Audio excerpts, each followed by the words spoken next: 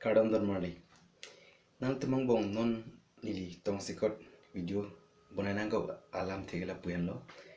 Non malom AIRCEL Network kabante rajuni kisuman tum lost tun do piglo la pen nili mantek losan banglo athe kia dhega tum amuni tum la son ho chekluwa John pen unlimited ke thap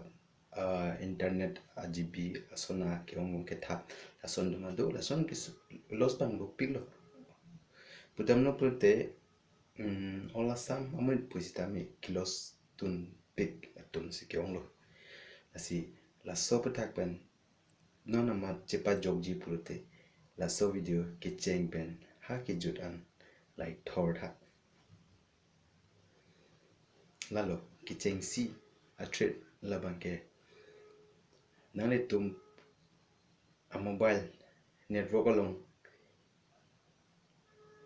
mobile network pu doji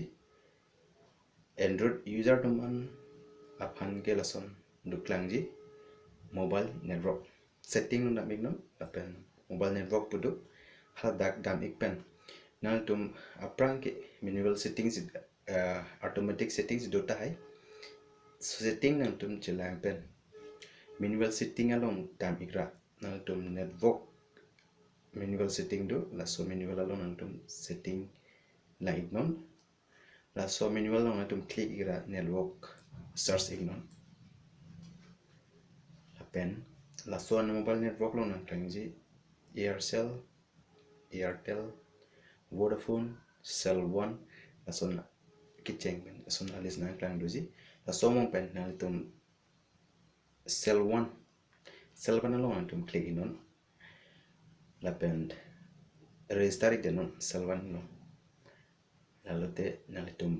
network mobile long wai po la pen kicheng si nang tum call try tame batai si ni call lele data hai sitame na dum leji la pen data bang chilong na data the office tame na tum call bang ke na tum aprang ke thap tanga call a balance kon ma do chilong thoji pen aprang network son use thulong ji la hello na tum hana treat la si padar di pin pen nali padar di pin pen setting no daming non more long daming non mobile network long select non la pen search ignon Cell 1 network bang apen register ignon la pen nangli long weg ji nangli call bang ke kan aprang thap ko anma chelong thoji la si try ignon nili try elo nili non use pom lo nang tum the try tha la si choro lo video gilang thora po la pen la support follow po pusi atrit follow po pusi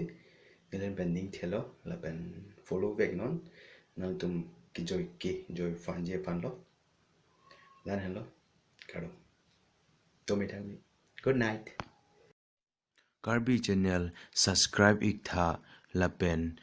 video gilang long da prang je phan bell icon long click ik tha